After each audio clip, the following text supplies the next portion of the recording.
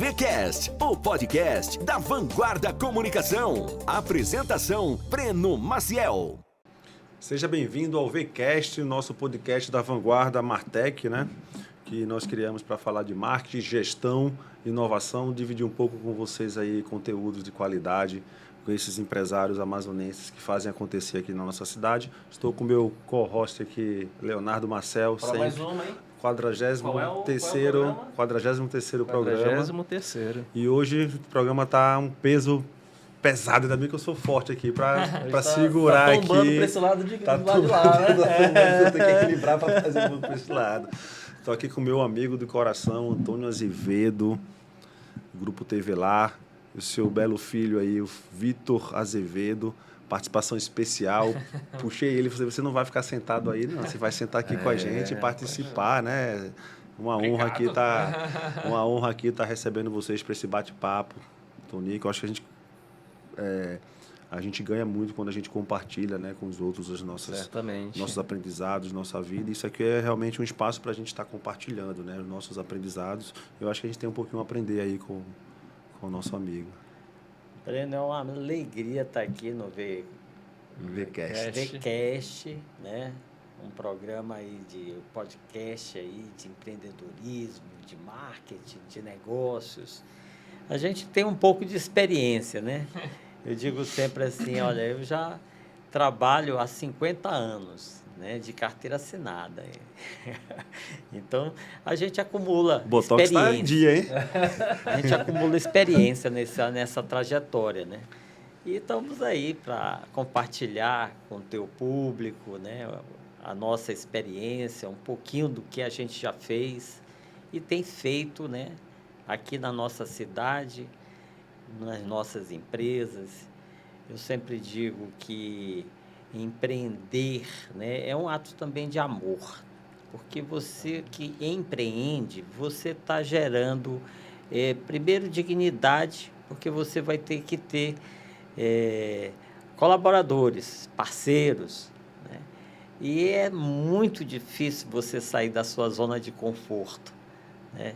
Normalmente, muita gente, e meus colegas também de faculdade, normalmente estudam para concurso público, né? Para ter um bom emprego, para ter estabilidade. Para ter segurança, né? Para ter segurança. Mas você empreender é arriscar também, né? E principalmente para quem está começando.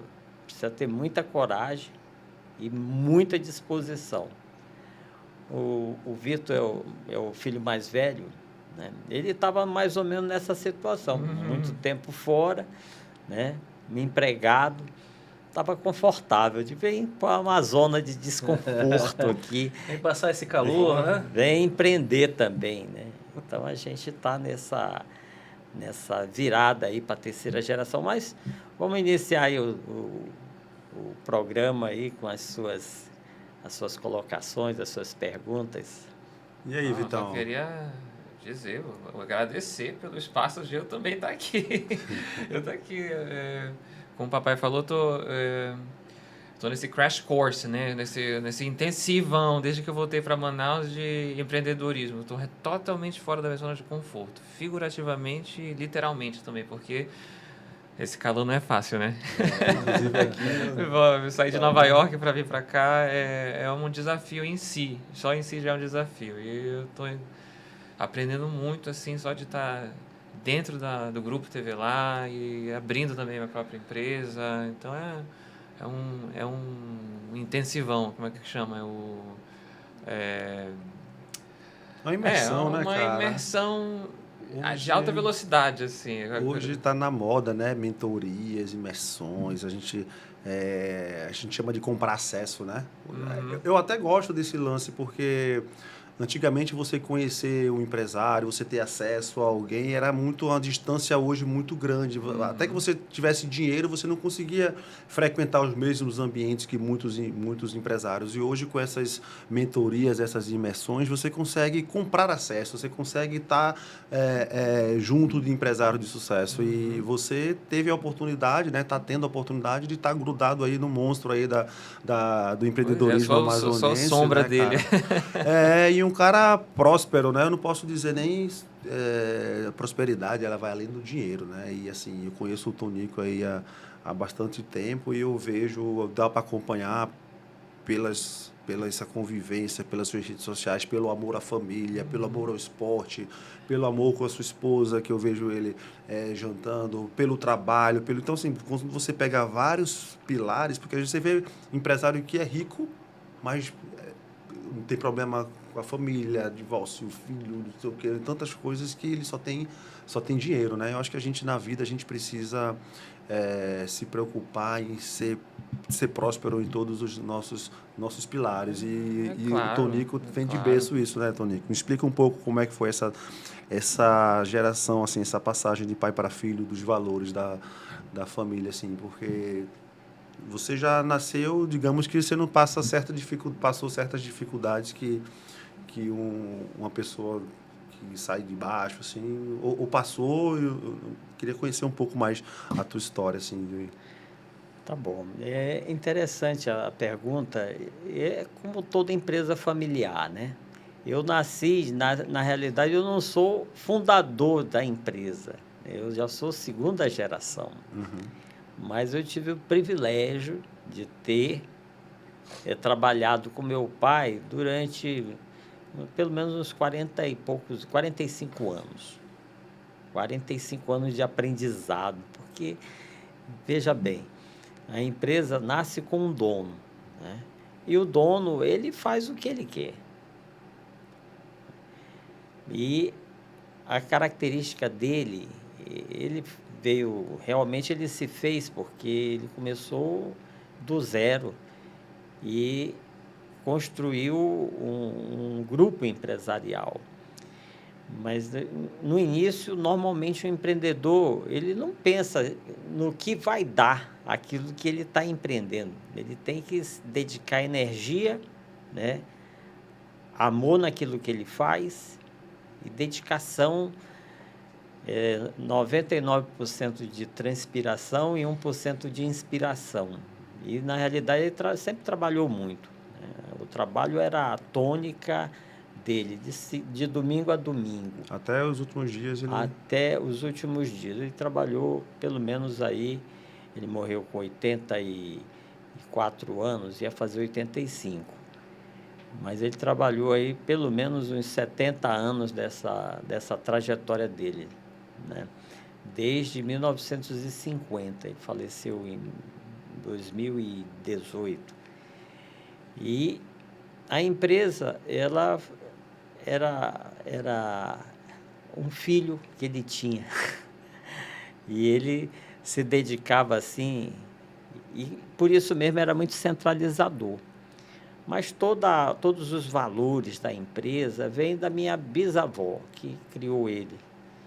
Praticamente ele ficou órfão de mãe e a minha bisavó praticamente teve que, para criar ele, a minha tia teve que lavar roupa para fora.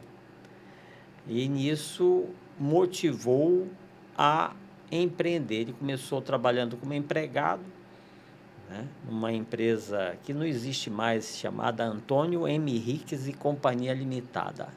Era a antiga Mundo dos Móveis, os mais antigos talvez conheçam. Você não é daqui, você não é também do seu tempo. Né? Nem se eu fosse daí. Nem que você fosse daqui. Mas ele trabalhou como empregado durante um período. Depois, o dono da empresa resolveu fechar a oficina, que ele era funcionário na oficina. Ele dava o pós-venda, fazia o pós-venda nas radioeletrolas.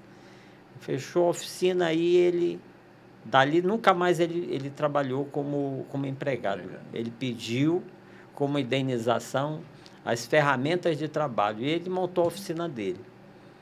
Com isso, ele se motivou para construir uma empresa, era uma oficina inicialmente, e com o advento da Zona Franca, ele começou a importar, né, televisores. Não tinha televisão aqui do jeito que a gente conhece, emissora de televisão.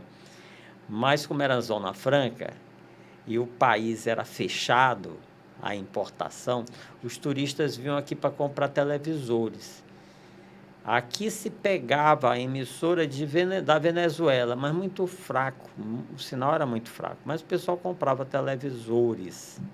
Então, por isso o nome da TV Lar, né? TV Lar, é importadora porque importava, TV porque era o Principal produto. o produto principal. Carro-chefe. E limitada, né? TV Lar, e tinha o primeiro slogan, TV Lar vende, instala e dá garantia. Vendia a TV, Olha que interessante, hein? instalava antena externa, porque naquela época tinha Tinha que ter antena. antena externa, era UHF, aquelas boca de lobo, e dava o pós-venda. Ou seja, ele começou antes no pós-venda. Então, para ver no marketing, né, a credibilidade do cliente. O cliente já tinha uma credibilidade, porque ele tinha uma clientela. Ele prestava serviço a domicílio consertando rádio eletrola. Naquela época era a válvula. Então, ele teve essa sacada. Abriu a Zona Franca comercial na década de 60. A TV Lar é de 1964. Portanto, esse ano nós completamos 60 anos. Né? E na época da Revolução. E foi quando houve o advento da Zona Franca também. Então, ele importava do Panamá os produtos. Ele já tinha oficina e agregou também a venda dos produtos. Vendia e dava o pós-venda. Ele ganhava muito dinheiro era no pós-venda. Porque naquela época, Breno, você comprar um televisor, hoje é comum, qualquer um tem em casa. Mas eram poucas as famílias que tinham televisores em casa. Minha mãe fala que na vizinha dela chamava para elas assistirem lá. Aí a TV todo ficava mundo. na sala, aí os vizinhos iam, ficavam na janela. Eu me lembro, eu era pequeno, e lá na Henrique Martins, nós começamos ali na Henrique Martins com uma portinha. Depois a loja foi se ampliando, foi se agigantando, construiu aquele prédio que tem lá. Mas eu me lembro que de O noite... senhor fala do lugar atual, onde é a sede onde hoje? é importadora na TV Lar, na Henrique Henrique Martins. Ali tinha grade, fechava a loja, aí o papai deixava ligados 2 ou 3 TVs. A frente da loja ficava cheia de telespectadores para ver a novela, para ver os programas que ficavam. E ficava até o final da programação da emissora. Então, dali, isso criou um vínculo, né? Então, hoje, nós temos uma clientela grande, né? E o vínculo, muitas vezes, é com o pai, com o avô dos clientes atuais. Né?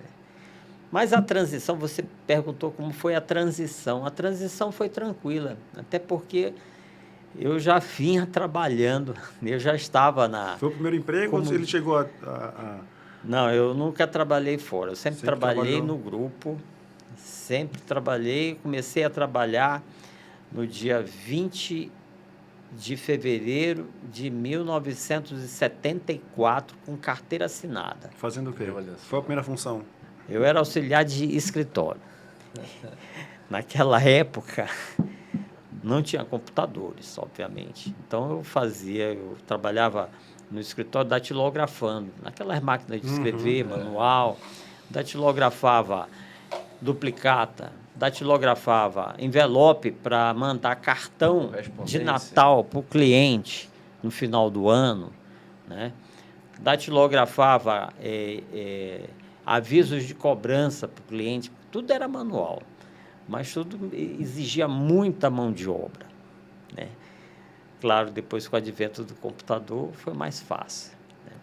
Mas como eu estava sempre na operação, eu passei pelo escritório, passei pelo depósito, fui chefe de cobrança, fui chefe do CPD quando implantou o computador, primeiro computador, não era nem nosso.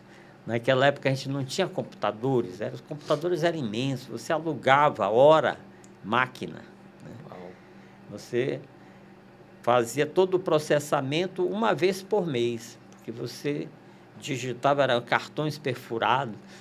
Então, o Vitor está descobrindo algumas coisas agora aqui, né? Sim, isso não é do tempo de vocês, mas para mim é um retorno ao passado, porque a gente acompanhou toda essa evolução. Né? Hoje você operar, a produtividade é muito grande. Isso aqui já tem mais tecnologia do que essa máquina gigante lá que... Sim. Não, isso aí hoje tem mais tecnologia do que o computador que levou o homem à Lua. Pensa mais que a gente. Então, hoje mudou tudo. Mas a transição, o Breno, foi tranquila, até porque eu já estava na operação. Eu conhecia tudo na empresa, todos os setores, todas as áreas. E aí nós fizemos essa passagem, né? A empresa não sofreu nenhuma descontinuidade, porque... Quando você completa, quando você tem uma longevidade assim, você não é só mais o fundador que está na frente. Você tem irmãos, você tem primos, muitas vezes. Você vira sócio. Você não é dono, é diferente. O fundador é dono, ele manda. Você é dono da sua empresa, você faz o que quer. Quando você tem sócio, você tem que prestar conta. E sócio, muitas vezes, que você não escolhe, né? Porque são seus irmãos. De repente, eles estão lá. Alguns trabalham na operação, outros não trabalham. E aí você tem que criar regras. Como é que é a governança disso? Então, aí começa a complexidade desse ecossistema empresarial. E você tem que começar a pensar. Você tem uma empresa, uma lojinha, tudo bem. O bolso direito é o mesmo do esquerdo. Às vezes você tira, né, da sua empresa para pagar uma conta pessoal, alguma coisa assim.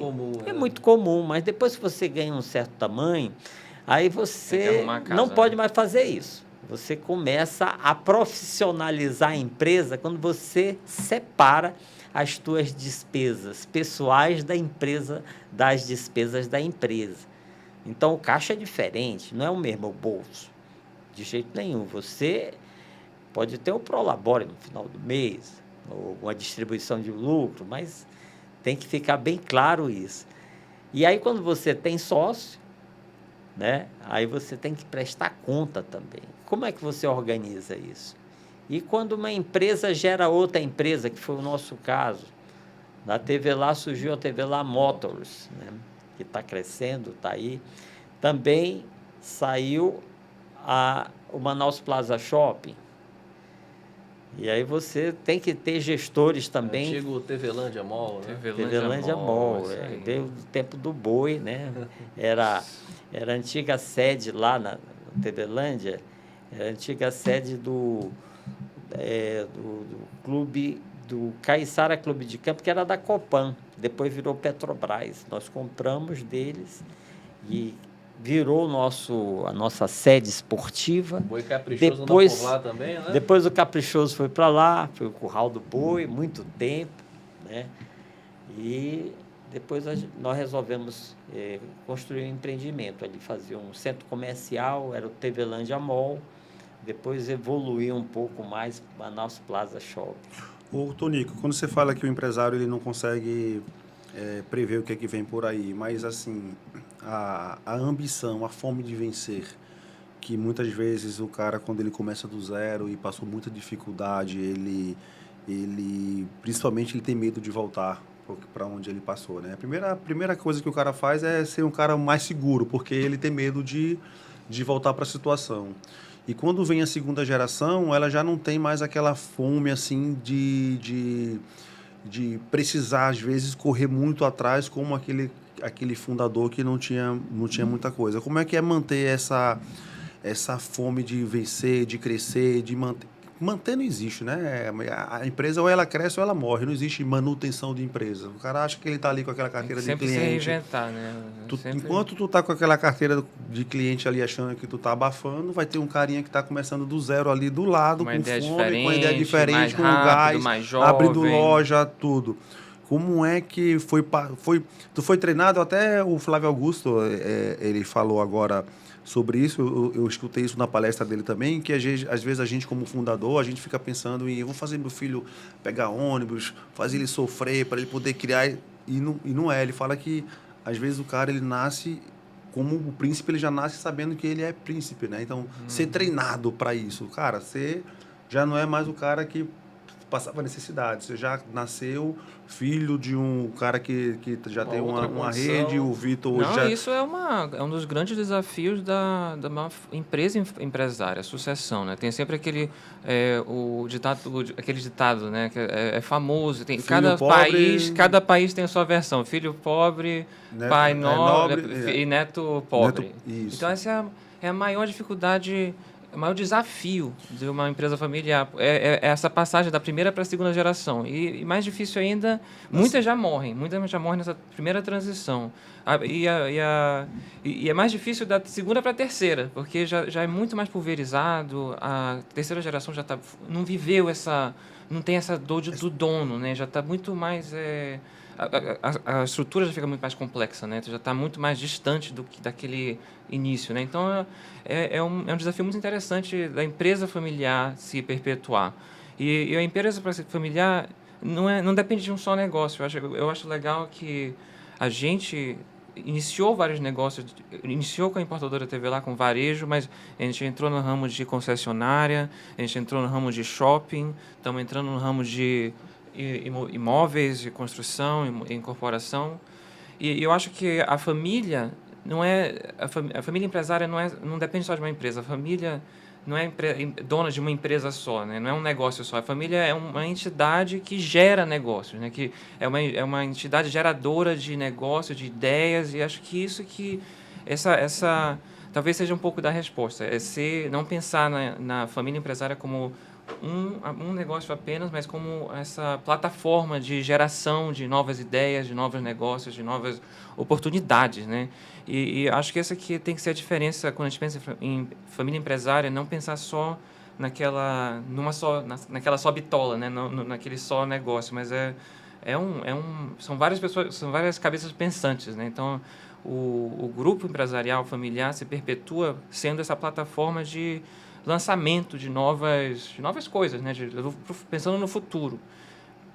E eu achei muito legal que a gente começou falando da família, né? Que não é só sobre o dinheiro, né? Sim. Não é só sobre essa ambição monetária, como 360, né? E eu acho que a grande vantagem de um grupo familiar, de uma empresa familiar, é que o dono está lá, foi criada por uma empresa, né? Então acho que a família tem um cuidado maior pela existe uma responsabilidade maior pelo nome, o dono está lá, o dono está olhando. Então acho que as empresas familiares, apesar da dificuldade da sucessão, as empresas familiares, os grupos familiares, empresariais familiares são os mais longevos.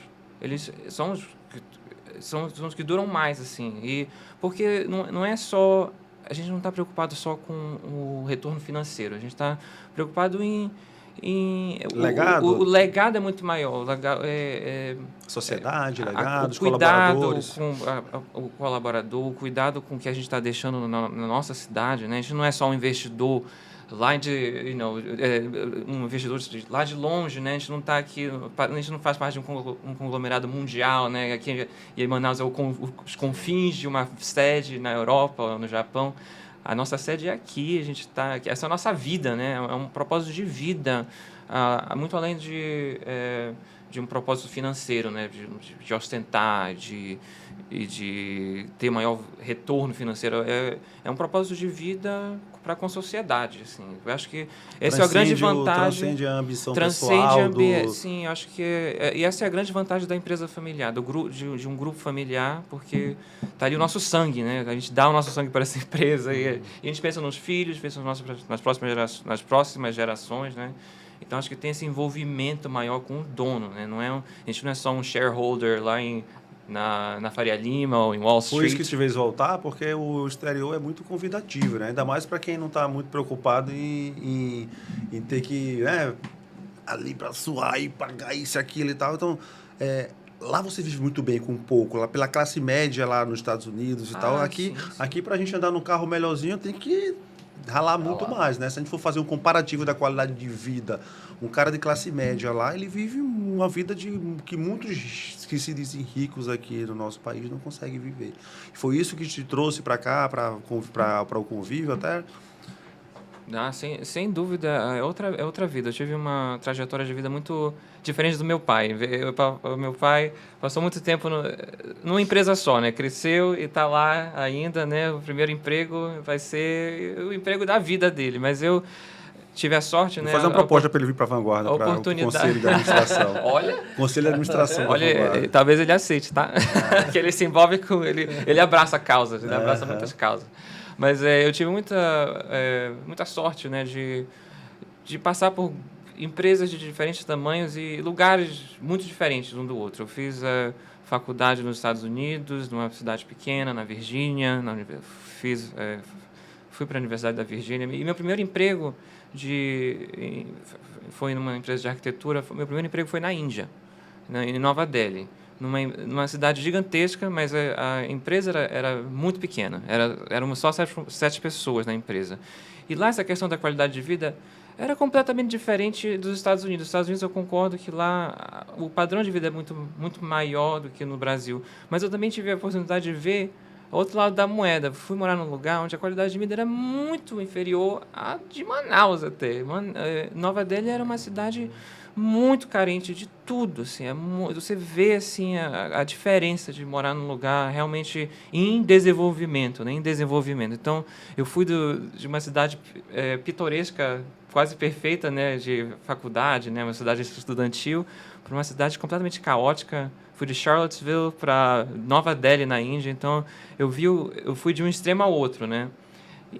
E depois eu tive a oportunidade de voltar para Nova York, fiz o mestrado na Columbia University, que é uma Ivy League lá nos Estados Unidos, uma das melhores universidades de arquitetura do mundo, né?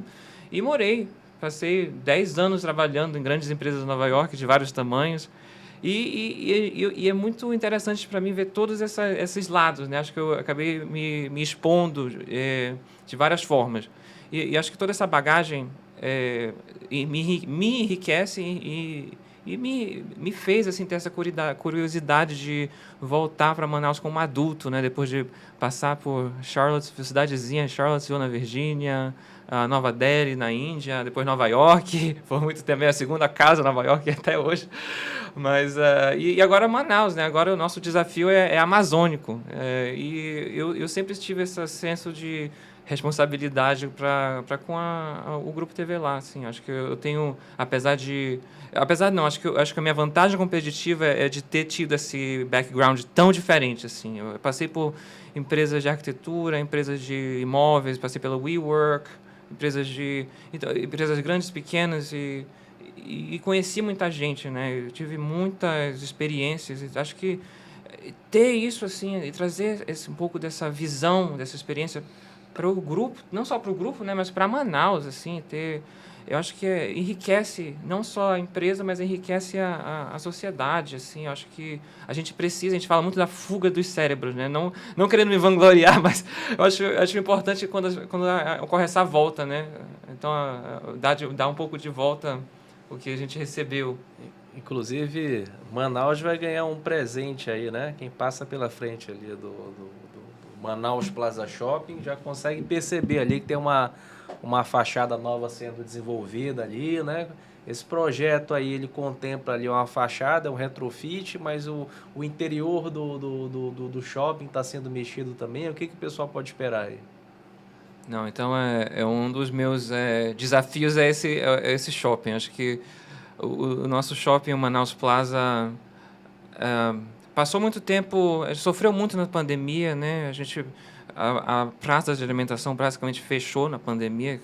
O setor de shopping sofreu muito no Covid, né? Então, a gente agora está num novo momento, a gente está querendo reposicionar o shopping, botar ele no novo patamar, fazer com que Manaus se lembre que a gente tem um grande shopping, um belo shopping ali na Djalma Batista, que é um lugar estratégico. E eu acredito no negócio de shopping. No Brasil, eu acredito no negócio de shopping. Eu acredito na magia do shopping ainda. E a gente está fazendo... Tem muito o que fazer, né? Sim, não. E é um asset estratégico, porque a gente está entre a Djalma Batista e o Vieira Alves. Então, a grande sacada dessa nova retrofit é trazer o centro de gravidade do shopping para o Veralves, abrir o shopping para o Veralves. A gente tem nessa nova praça de alimentação, ela é voltada para o lado do Veralves, a nossa nova entrada. A gente está abrindo ali uma nova entrada para o shopping. Nós já fizemos toda a fachada do Veralves, temos uma fachada isso, né? agora. Dava a impressão que tu entrava pelos fundos. Agora, fundos, né? agora eu acho que vai ficar até mais chamativa do que o da Djalma. E da Djalma a gente... A Djalma Tô achando legal a empolgação do homem aqui em Manaus, né? Conseguiu, hein, cara? Tá garantido aí mais uma geração. Eu tô batendo e olha, pra minhas gerações, ele tem um semblante de um orgulho. E não acreditava que seria possível, mas ele foi lá e fez. Eu acho que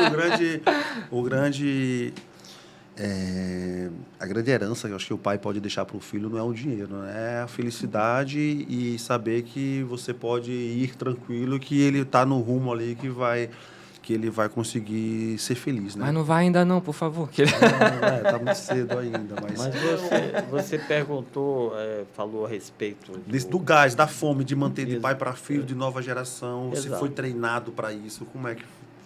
O que motiva o fundador é diverso do sucessor, né? Perfeito. Naturalmente, o fundador ele vai com muito mais gás e você não herda a capacidade empreendedora, né? Você herda patrimônio, ensinamentos, mas muitas vezes a segunda geração não tem tanta capacidade empreendedora e o grau de sacrifício da primeira geração. Por exemplo, o meu pai, que é o fundador, o que motivava ele, né, a trabalhar de domingo a domingo, 15 horas por dia, era, no início, tirar a avó daquela situação de lavadeira, porque ela era provedora, tanto dele quanto da minha tia, que já faleceu também. Então, o sonho dele era tirar e dar uma vida digna para ela. E a minha avó forjou o caráter dele, né? A minha avó, primeiro, ela privilegiou a educação. Então, ela possibilitou que ele fosse estudar num colégio particular. Naquela época, era como hoje eu mandar o Vitor estudar nos Estados Unidos, né?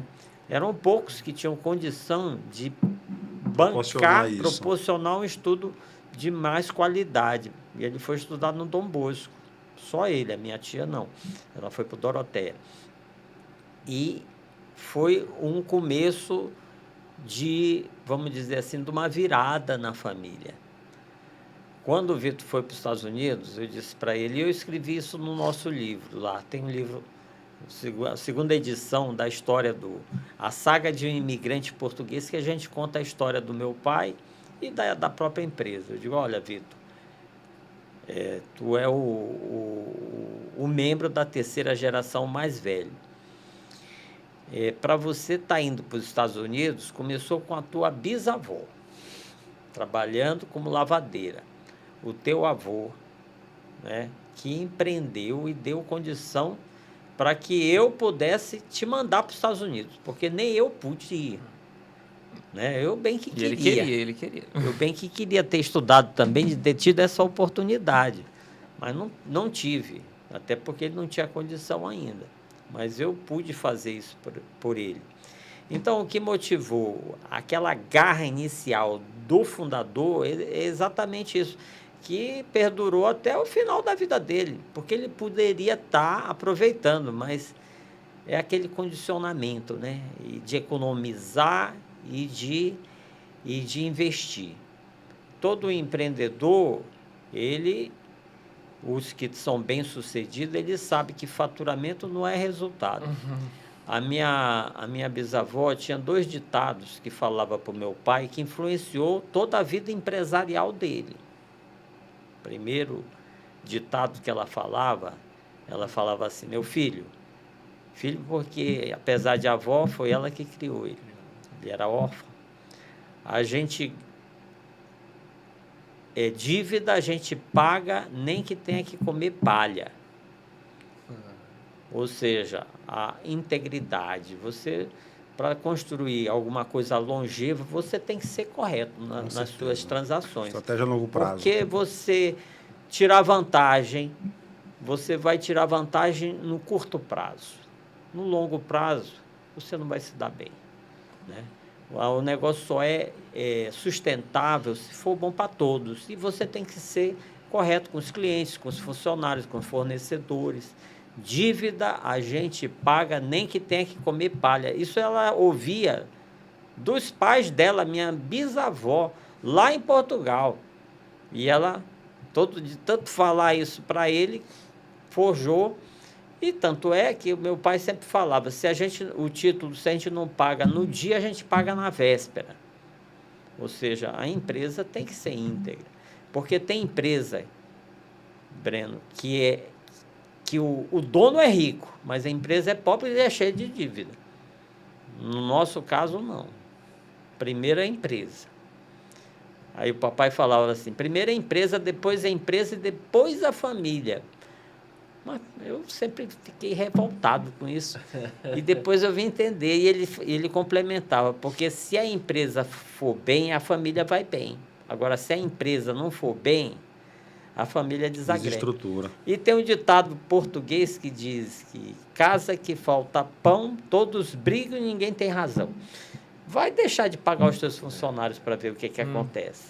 Vai deixar de ter o sustento da família. A esposa pedir para trazer o pão e o leite, você dizer que não tem dinheiro. Então, Foi um ditado, foi da palha. Qual foi o segundo?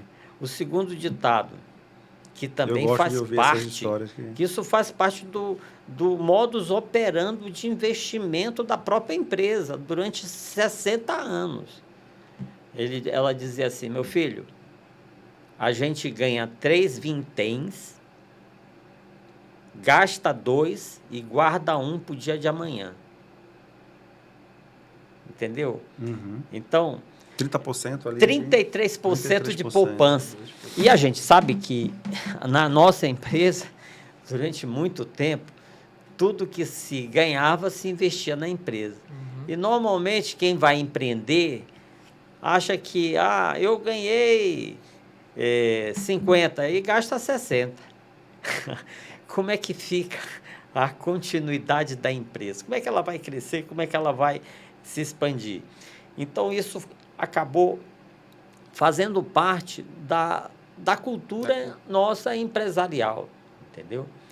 E aí, eu, de tanto ouvir isso também, eu praticamente assimilei essa cultura. Então, não foi muito diferente de manter, né, trabalho bastante, mas não tanto assim como ele, porque ele dizia assim, que o pessoal gostava de futebol, gostava de tomar cerveja, e domingo ele gostava de ir para o escritório, ficava mais à vontade, não tinha ninguém, ele ia ficar lá, trabalhando, planejando, era a vida dele, fazendo a agenda dele.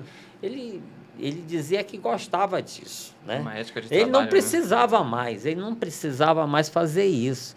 Mas aí você entrou naquele assunto. Aí são os compromissos que a empresa tem. O compromisso social, moral, ele participava de entidades. O papel do empresário, depois de um certo tempo, ele passa a ser espelho, ele passa a ser assim um exemplo. E no nosso grupo, a gente, embora não seja uma empresa grande, tem empresas maiores, mas a gente quer, né, ser uma das melhores empresas, não somente para trabalhar, mas uma empresa também em termos de correção, em termos de exemplo, né? O impacto que você faz, né, na sociedade, na vida das pessoas. Você não tem ideia do que é abrir uma loja num município longínquo do Amazonas. Na pandemia, eu inaugurei quase 29 lojas. Durante a pandemia, o pessoal estava fechando loja. Tinha uma que o Vladimir levou a gente para fazer a propaganda, que estava em, acho que é a linguagem lá do Tabatinga. Lá em São Gabriel da Cachoeira. O Tabatinga também tinha, também tem. E aqui um parênteses bem rápido aqui, o grupo teve um papel muito bonito assim, né, nesse período difícil aí que todo o empresariado, como enfim, a sociedade de forma geral passou na época da pandemia. O Grupo TV Lá teve ações muito legais, assim, né? Tem Manaus Mais Humana, né? Que a gente participou. Você fez parte dessa corrente do bem, porque as pessoas normalmente são assim, né? Tem o problema e você é parte do problema. Aí eu digo, não, nós não podemos ser parte do... Até pelos nossos valores. Um dos nossos valores é a espiritualidade. Nunca vi valor como esse em nenhuma empresa. Mas eu fiz questão de colocar espiritualidade como a base dos nossos valores, são 8, né?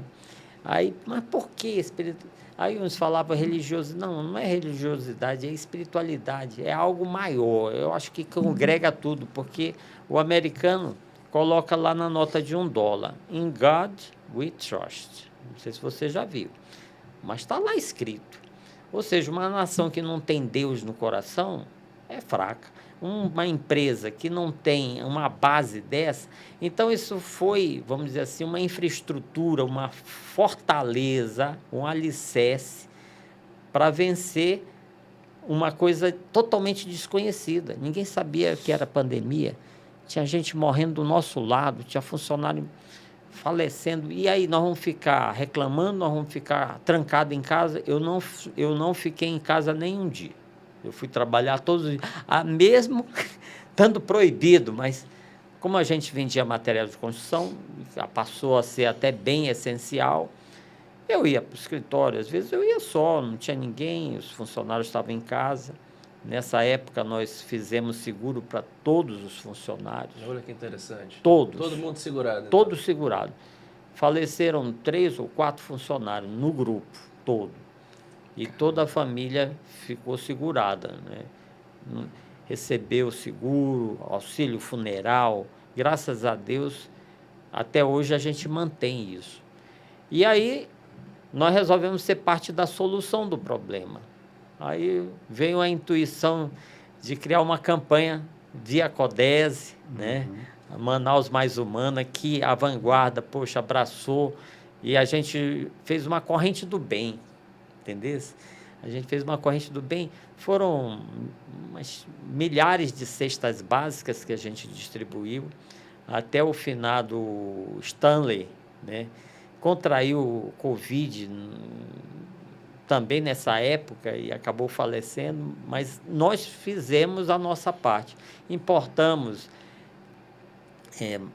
20 mil máscaras, naquela época não tinha máscara, ou 200 mil máscaras, foram 200 mil, e fizemos uma distribuição, 50% para os nossos funcionários, 50% eu mandei para todos os municípios, doando para os hospitais, que estava faltando esse tipo de proteção, porque era fundamental ter máscara, né?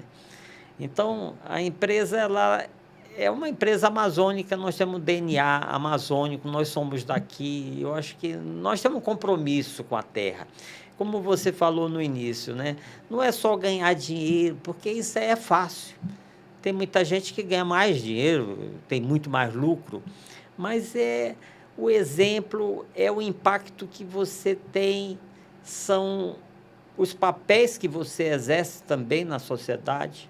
Participo de entidades de classe, né? No CODESE, eu fundei o CODESE com o objetivo de pensar a cidade para 20 anos na frente. A nossa economia, ela é muito fragilizada, porque depende de um projeto de desenvolvimento, que é a Zona Franca de Manaus. Todas as empresas dependem desse projeto.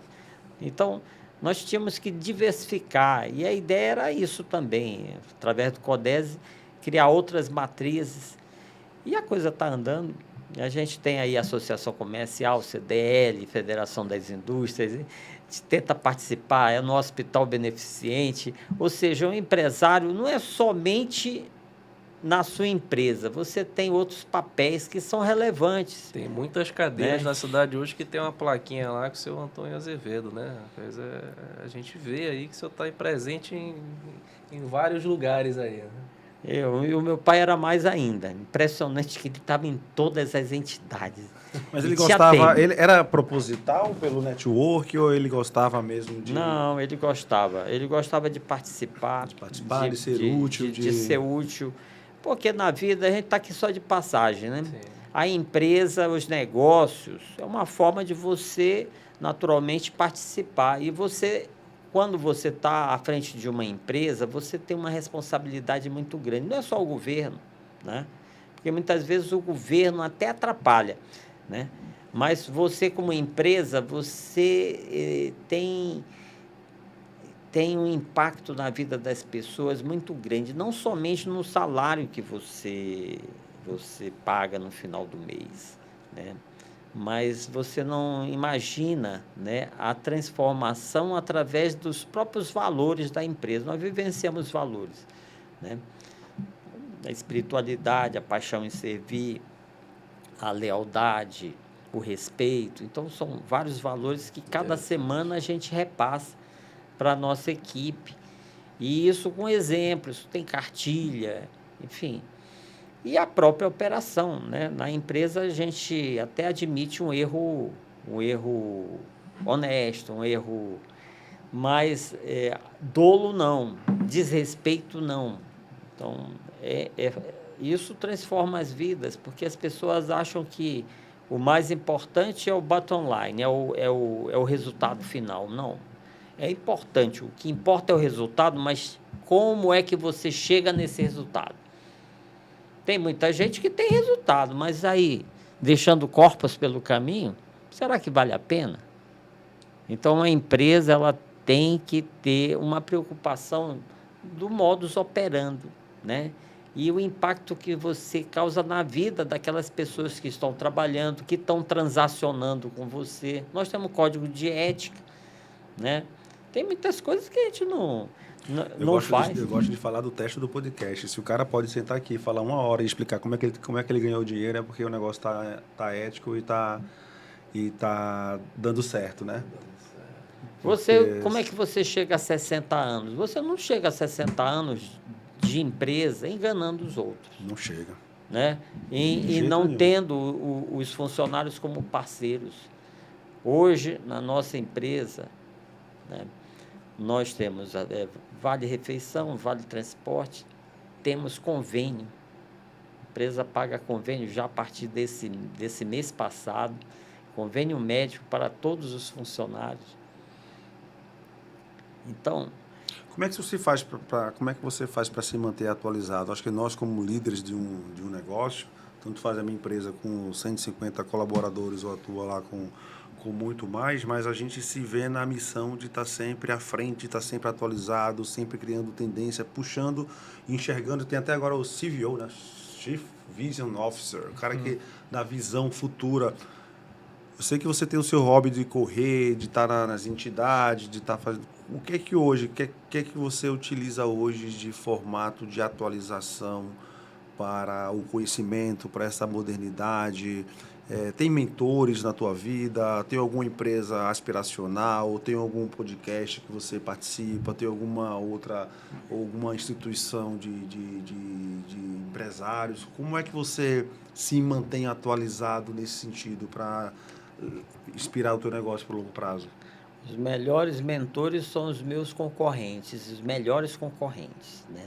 Então, eu sempre olho os melhores concorrentes na minha área. Legal. Então, isso é um ponto. Isso é um ponto fundamental, porque concorrente desonesto, isso não faz parte do meu escopo. Está na mesma Aqueles régua, né? que usam de subterfúgio para chegar no resultado, eu quero aqueles mais competentes, aqueles que são vitoriosos. Então, esse eu me inspiro. Vitoriosos no longo prazo, No né? longo prazo, que tem longevidade, que tem empresa assim, com a nossa idade, ou mais antiga, ou mais nova até, né? Tem Google, tem muitas empresas, mas que têm um grande sucesso, não sei se vão se manter por longo prazo. Mas, quando a empresa cresce, você assume outros papéis, certo, mais estratégicos, mais, vamos dizer assim, institucionais, né? E aí você começa a montar equipes. Então, hoje, em cada empresa minha, eu tenho um profissional de mercado. CEO? Um CEO. E abaixo desse CEO, eu tenho os diretores. Então, cada diretor é um cara que, dentro da sua área, ele é a autoridade máxima, é o que está mais informado. E a gente investe em treinamentos, em Ou seja, eles têm que conhecer mais do que eu. E o CEO da empresa, ele tem que, né, tem que dar o direcionamento. Então, qual é a minha missão? A minha missão no grupo hoje é manter os valores, manter as empresas do jeito do grupo de ser, né? Aprovar, passar para as empresas o desejo dos sócios. Nós passamos um briefzinho para cada empresa, todo ano. Qual é o desejo dos sócios para os próximos 3 anos? A gente sempre passa e revisa esse desejo, porque a gente acaba aprimorando, né? São as diretrizes básicas, o que a gente quer de crescimento, o que a gente quer de modernização, de acompanhamento de tendências, de uso de inteligência artificial, isso tudo. Está tudo lá no desejo dos sócios. E aí, o que eles fazem? Eles vão fazer os seus planejamentos, né? Vão lá fazer análise SWOT, aquela tradicional, fazer o BSC. Aí eles trazem o orçamento, fazem análise de cenário e tudo mais, e trazem o orçamento para eu aprovar. Então, eu tenho um orçamento, eu aprovo o planejamento. Mas a visão é como você falou, a visão do longo prazo, inteligência artificial. Se tu não tiver ligado nisso, tu não tem como mirar para que o teu time consiga alcançar aquele resultado. Exato. Então, obrigatoriamente, você precisa estar antenado, assim. Exato. É para dar o direcionamento. Eu não vou me aprofundar na inteligência artificial. Claro que eu conheço, eu uso, né? Mas ele tem que ser o expert nisso, no uso dentro da empresa. E as tendências, né? Que a gente participa de congressos, de seminários, de atualizações e de entidades de classe. Né? Você tem uma agenda semanal em todas as empresas para acompanhar os... Tem. Eu acompanho todas as empresas, eu tenho reuniões com todas as empresas, com os CEOs, certo, semanalmente. Eles com têm os indicadores que eles acompanham semanalmente também, e os mensais. Principalmente os mensais também eu acompanho.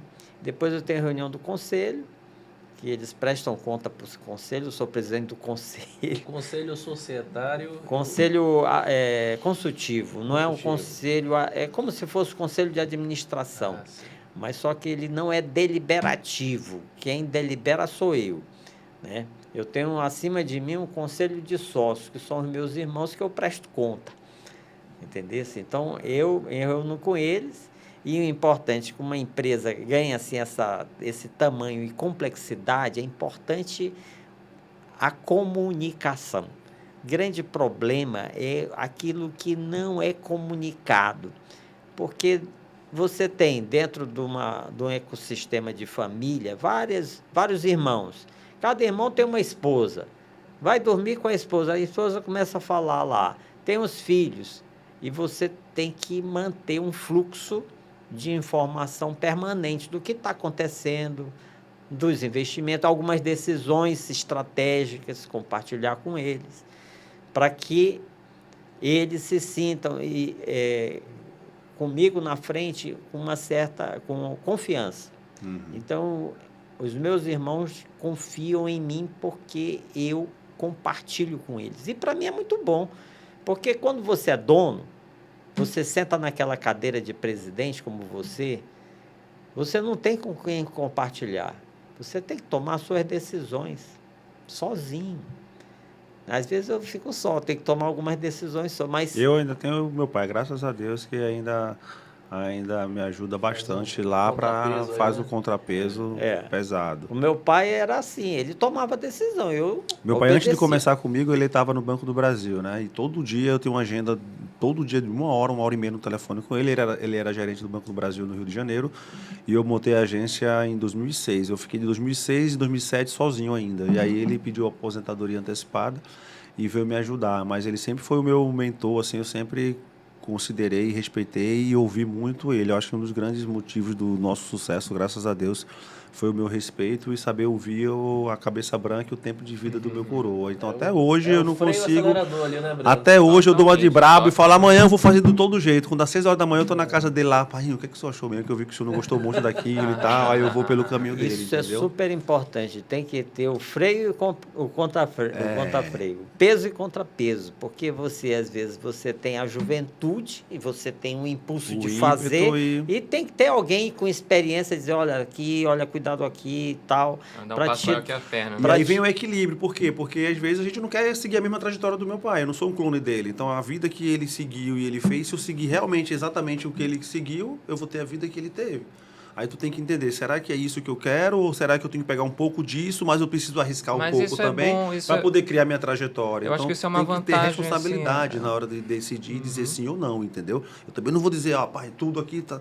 Pô, mas tem o meu tino empresarial, meu feeling, que é uma coisa que nosso amigo falecido Silvio Santos sempre fala, é que o empresário, se ele não der um passo muito maior do que a perna, se ele tiver ambição, se ele fizer tudo direitinho, seguir o coração dele, que eu acho que eu sempre procuro seguir meu coração. Quando meu coração diz assim, cara, vai por aqui que é isso, cara, qualquer um pode dizer que não, mas eu estou dizendo, eu vou seguir meu feeling. Mas ter uma mente, a estrada, ela ensina coisas que livro nenhum vai ensinar pra gente. É por isso que eu tenho um conselho consultivo. Consulto. Eles aconselham, mas no final das contas a decisão é minha. Tem que seguir, alguém tem que ser o louco. A diferença do gênio e o louco é o resultado. Se tu der resultado, nossa, cara, parabéns. Se não der, Um dos irmãos estão à frente do negócio ali, no balcão mesmo, assim, como o senhor. Eu tenho 2 irmãos e uma irmã. Nós somos 4. O mais velho e a mais nova ele tem problema de visão. Eles praticamente são cegos. E o meu segundo irmão mais velho, ele teve problema de paralisia, então ele tem dificuldade de se locomover, não foi até o ensino médio, então ele não participa. Já trabalhou, mas na parte operacional, mas eles participam somente no conselho de sócios. Quem está na operação mesmo sou eu. Agora, mais profissionalizado das empresas, né? Eu estou mais, assim, dando direcionamento para os diretores gerais das nossas empresas. Então, essa questão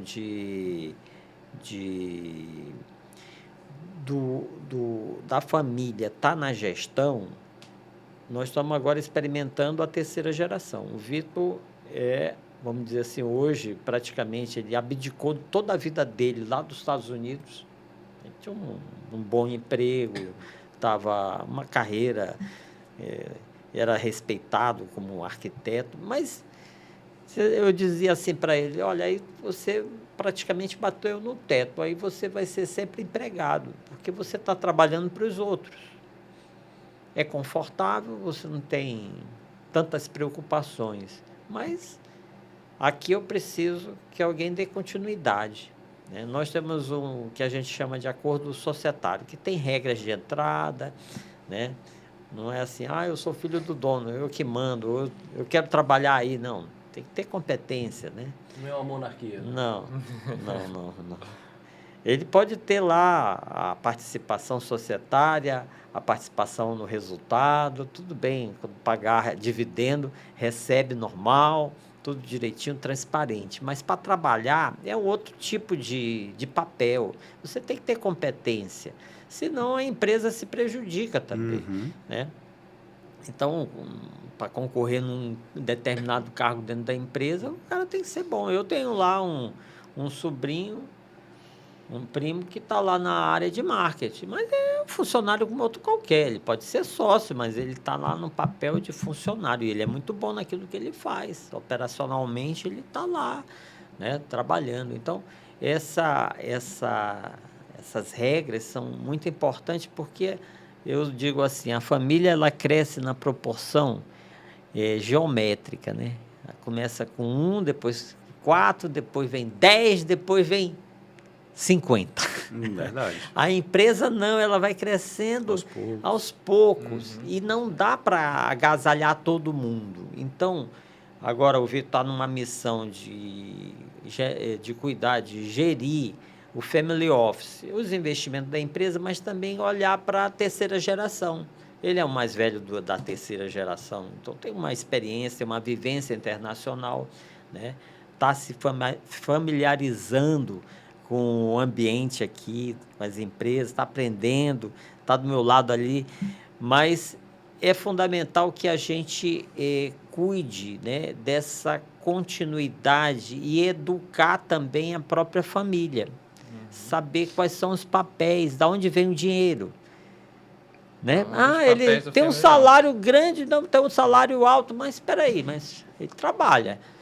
E não é tão alto assim, não. Claro que não. Proporcional ao mercado. É proporcional. Dá um pouquinho só a mais, 10% a mais aqui. Né? Aí você diz assim, mas eu sou sócio. Tudo bem, você é sócio, então a sua participação societária você vai ter quando distribuir o lucro. Então, teve lucro, recebe. Não teve. E ter a preocupação também de direcionar a terceira geração para outros negócios, né? Para ter uma carreira solo ou desenvolver outros negócios, ou seja, criar competência na empresa de não depender de uma única empresa. Hoje nós temos 3. Tá surgindo a 4ª aqui com ele, né? Uma incorporadora. Tem um outro filho que está no ramo de moda. Então, acaba sendo assim um ecossistema também de ajudar e dar suporte à própria família de empreender para não depender somente de uma empresa, senão ela não vai ter condição de sustentar o luxo mundo, né? dos netos, dos bisnetos. Mas não tem essa capacidade. Por mais que o seu Azevedo tenha segurado esse luxo, né? Que ele segurou até, né? Ele segurou uma o vida luxo, simples, uma vida franciscana, simples, exatamente. E o Tonico herdou um pouco isso, né? Eu sou bem comedido. Tá bem...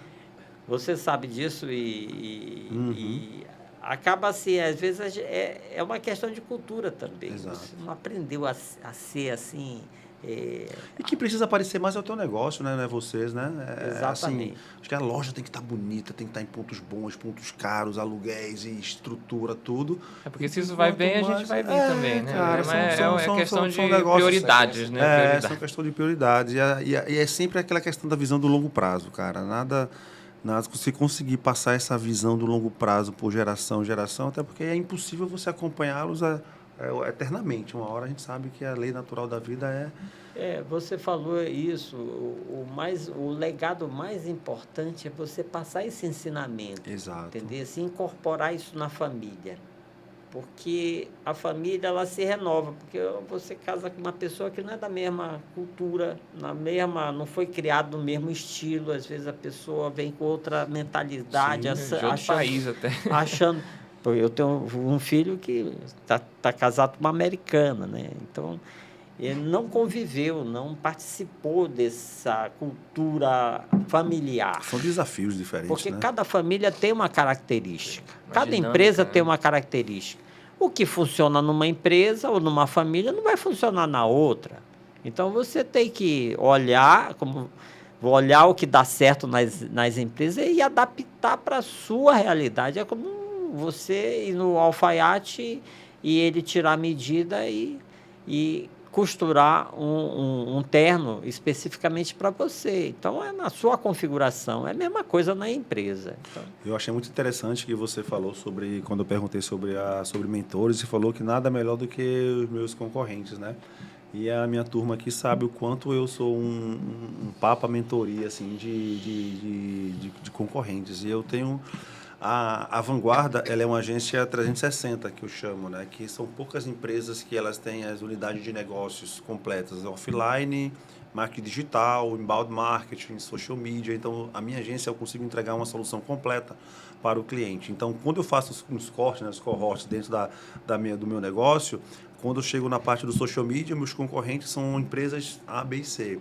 Quando eu sou do inbound marketing, eu tenho empresas que concorrem comigo, A, B e C, e eu tenho empresa de tráfego pago, que é uma concorrente, inclusive a última que eu comprei a mentoria agora, o cara está faturando aí mais de meio bi ano na parte de tráfego pago. Eu falei, cara, vou criar a mentoria dele, o próprio dono me procurou, Brenão, tem uma mentoria minha agora que é a tua cara, entra aqui no meu time e tal, e eu vou para São Paulo, vou mergulhar no negócio do cara, e eu acho que quando eu estudo sobre gestão, eu estou falando sobre vários negócios, modelos de negócio diferentes. Eu posso sentar aqui com o Tonico, ele vai me falar sobre organograma, gestão, muita coisa, mas será que isso aplica marketing no meu negócio? Exato. Se eu pego um cara que, como é que esse cara faz o tráfego dos clientes? Como é que ele gerencia as contas dos clientes? Quais são os BIs que ele utiliza? Como é que é o gestor de projeto dele? Quais são as atividades? Então, assim, cara... O que funcionou, o que não funcionou. A melhor forma de você acelerar o teu aprendizado... Eu vou esperar faturar meio bi para eu poder aprender coisas que eu vou comprar por uma fração ínfima desse resultado, o conhecimento do cara. Então, isso é um grande acelerador. E eu acho que as empresas estão hoje com a globalização, aí, com a internet, com tudo, acho que estão mais acessíveis a ensinar outras empresas, né? Isso é verdade. O Breno, eu tenho um conselheiro, você conhece ele, é Ulisses Tapajós, faz parte dos nossos conselheiros, ele fala sempre uma coisa muito interessante que sempre me marcou. Ele diz o seguinte: a melhor consultoria é você pegar um avião e fazer o benchmark com quem faz melhor. Quem é que faz melhor? Você vai lá ver como é que ele faz. Pode vir um consultor que for, às vezes o consultor é teórico, ele está tudo bem, é importante a teoria, mas na prática, quem fez e que teve sucesso, vá lá ver como é que é. Nós temos um grupo, a gente chama de Grupo Estratégico de Varejo, que são empresas regionais, não concorrentes, porque não estão na mesma região, né? Martinello, Delta Sul, Zema... Então, estão espalhadas no Brasil todo. São mais ou menos 10 empresas. Empresas assim do nosso porte. E a gente vê o que eles fazem de melhor. A gente faz uma reunião a cada mês. E tem um determinado tema. Como é que você faz isso? Aí, o tema é logístico. Aí vamos ver aí as soluções. Qual é o WMS que você usa e tal. Aí quem faz o melhor... Aí você vai lá e muitas vezes tem as visitas técnicas. Você vai lá ver como é que ele faz. Aí você aprende. Aprende muito rápido. O e-commerce. Aí tem uns caras que são craque, tem uns meninos ótimos lá de e-commerce. Vamos ver lá. E você vai lá e aprende também. Com a ferramenta. Exatamente. Então, assim, eu sou um cara que eu não... Benchmark. E eu sou humilde de chegar pro cara e falar, cara, eu admiro o teu trabalho, você está muito na minha frente, você tem acessos que eu não tenho, está localizado em locais que eu... Qualquer curso que a gente vai fazer aqui, primeiro que eu odeio online. Eu odeio fazer curso online. Tenho um TDAH altíssimo, assim, não consigo me concentrar. Eu, para ler uma página, minha mulher sabe que eu vou e volto 300 vezes, porque aí eu já tiro insight, daí já perco onde é que eu estava, eu já volto. Eu pego o avião e vou embora. Aí eu desligo o celular e fico concentrado, assim. Então, é difícil a gente ter que toda hora viajar e fazer curso aqui. Manaus, ele não proporciona cursos de marketing digital. E hoje melhorou muito, né? A gente pedia um profissional de tráfego pago aqui, um profissional de inbound marketing, ninguém nem sabia o que era. Hoje está muito mais fácil a gente conseguir profissionais no marketing digital. Então, a minha escola sempre foi olhar para fora. Eu nunca achei o meu concorrente aqui, de não menosprezando o Manaus, mas eu sempre quis buscar um pouco a régua, subir a régua um pouco lá para fora. E é isso que eu tenho feito aí com a Vanguarda, que é isso que eu provoco o meu time para estar fazendo. Ontem mesmo eu joguei no grupo geral da empresa, 150 pessoas, falei, pessoal, comprei uma mentoria e tal, quem tiver a fim de aprender, o cara pode ser social media, ele quer aprender tráfego, quer aprender para evoluir e aumentar mais o seu conhecimento, clica aqui nesse link e participa. Então eu não forço ninguém, não. Eu só boto assim, quem quiser alguma coisa com a vida, entra nesse link. Quem não quiser, não tem problema nenhum, mas não é nenhuma pressão, não, é só uma forma de motivar. Quem quiser achar que sua vida tá boa, não precisa clicar nesse link, mas quem quiser alçar novos projetos, ganhar um pouco mais de promoção e subir na vida, clica nesse link, arrasta para cima e participa aqui com a gente. E eu vou provocando a galera para estudar, porque eu acho que só o conhecimento, o dinheiro que a gente não ganha é o conhecimento que a gente não tem. E quando você vai e promove uma pessoa assim que participou, outro fica dizendo, poxa, eu não tive oportunidade, mas também não fez por onde merecer. Não fez por onde. Então, assim, ninguém coloca o revólver na cabeça da gente, né, Tonico? Todo dia de manhã para a gente evoluir, crescer, abrir loja e tal. A gente tem que se automotivar, irmão. E sou eu e Deus aqui, vamos embora. As pessoas esperam que a gente fique toda hora puxando e, cara, não tem não. Se tu não... E é engraçado que são seres humanos, às vezes, que são criados igualzinho tudo, mas tem ambições e perfis e tudo totalmente diferente. E tá tudo bem, o cara tá feliz ali do jeito dele, eu não tô para julgar ninguém, não. Eu não me acostumei nem fico feliz com... Eu acho que a vida proporciona tanta coisa boa, porque a gente não pode ir lá usufruir, conquistar sabe? Eu acho que o pior cara não é aquele que não tem as coisas, é aquele que não tem inveja de quem tem e finge normalidade de não ter. Que, eu não quero isso e tal. Mas eu gosto do cara que não tem, mas que ele é grato pelo que ele já conseguiu. Eu acho que a gente sempre tem que ser muito grato pelo que a gente já conseguiu. Eu quero muito mais, mas eu sempre olho assim, cara, eu saí do zero, era vendedor de loja, olha onde é que eu tô, tal. Muito obrigado, Jesus e tal, agradeço. E no outro dia eu parto para cima e eu quero mais. E eu nunca deixo de ser grato, porque a gente sempre não pode esquecer onde a gente veio, onde é que a gente conseguiu conquistar. Mas é aquilo que eu faço. Para eu conseguir manter gente boa junto comigo, se eu não oferecer uma cenourinha para o cara e mostrar que a empresa está crescendo, ele vai para o lado do meu barco e vai para o vizinho. Por quê? Porque o profissional ele quer novos desafios. Então, a empresa ela não cresce porque o dono Breno quer crescer. É porque se eu não crescer, se meus colaboradores não verem, poxa, o Breno está para o Breno, onde ele chegou está ótimo. Não, eu vou para o fulano ali, que, meu irmão, o cara está voando. Aí, daqui a pouco, quando tu não vê, tu não tem talento, tu não tem cliente, tu não tem tecnologia, tu não tem nada. E o que tu achava que tu estava mantendo, tu não mantém.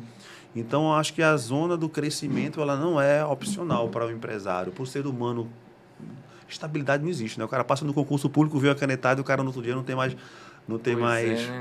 mais concurso. Então, a estabilidade não existe hoje E logo não vai ter mais emprego. Não vai ter mais emprego do jeito que a gente conhece. Mas o mundo está cheio de oportunidades. As oportunidades vêm em forma de problemas. E aqueles que conseguem resolver os problemas é que vão ser os empreendedores do futuro. Então, para empreender, está cheio de oportunidade. Agora, as pessoas não querem resolver problemas, elas querem serem direcionadas, elas querem ficar na zona de conforto. Querem que os outros definam o que elas vão ser, o que elas vão fazer. E eu acho que é tão bacana quando a gente tem esse protagonismo no mundo, né? E se você não tivesse a sua agência, será que o mundo seria exatamente igual? As pessoas, as empresas que você impactou, as campanhas que você fez, né? O exemplo que você deu, as palestras que você ministrou, os aconselhamentos que você fez, você podia estar na sua zona de conforto lá, cumprindo um horário determinado, indo para casa cedo.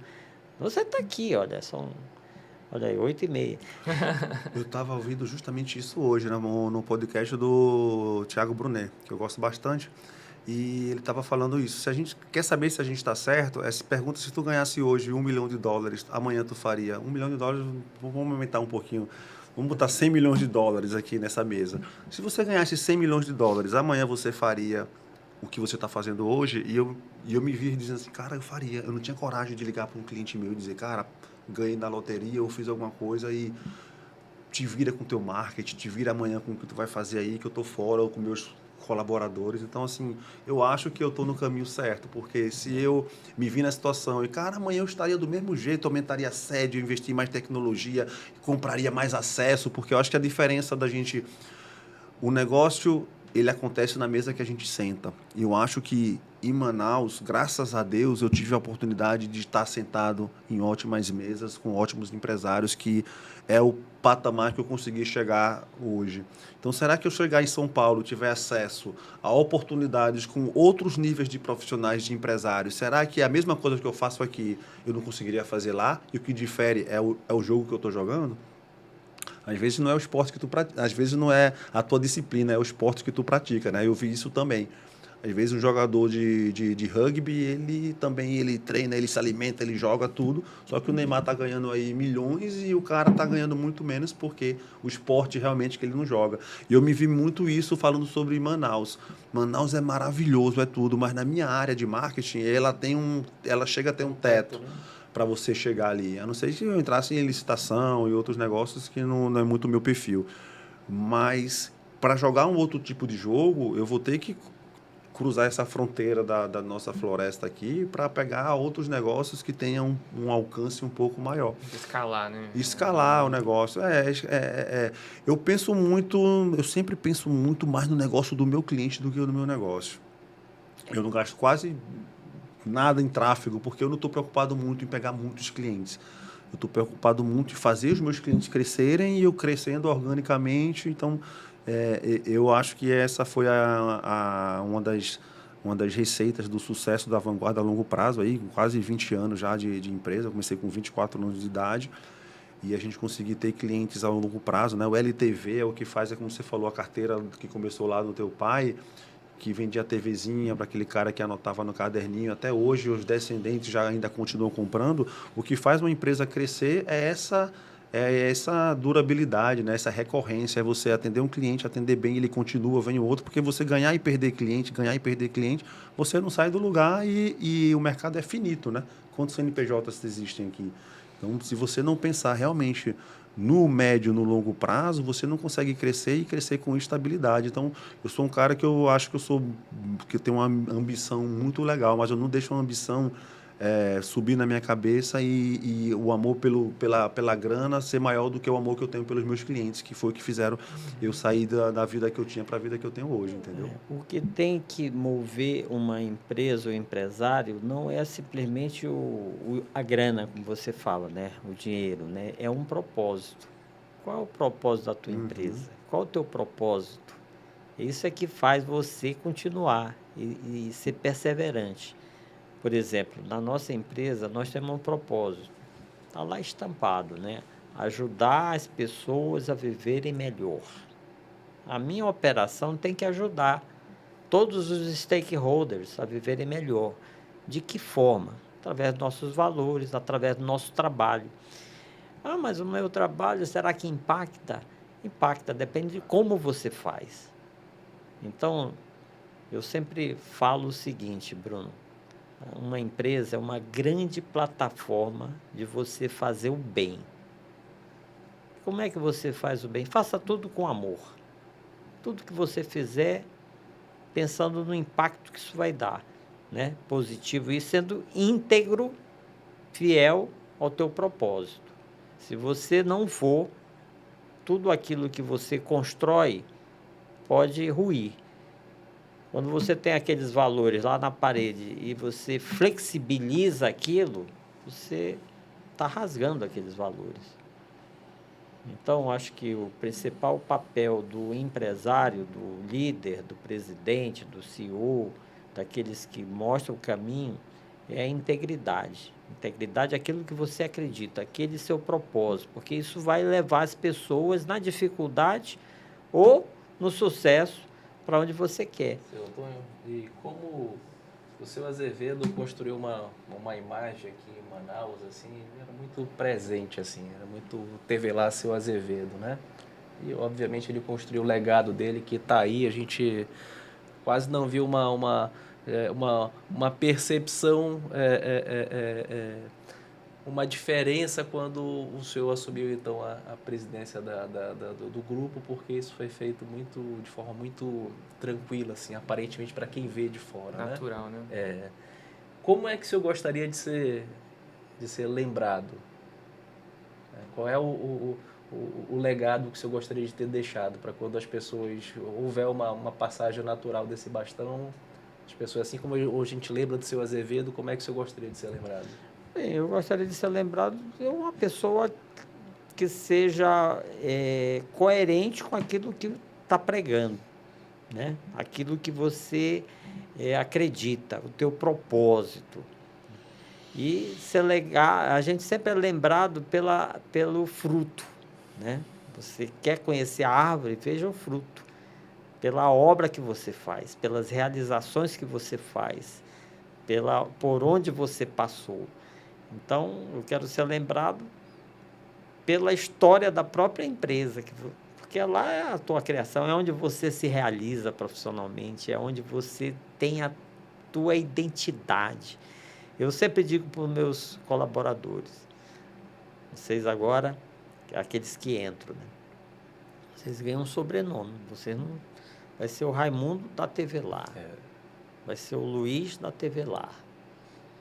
E cada um de vocês representa uma grande família, porque você está representando, o presidente está representando a senhorinha que serve o café. Porque se você comete algum deslize, eles vão dizer assim, não foi a dona Terezinha, foi a TV Lá que me tratou mal. Não foi o vendedor XY, não, foi a TV Lá que me enganou.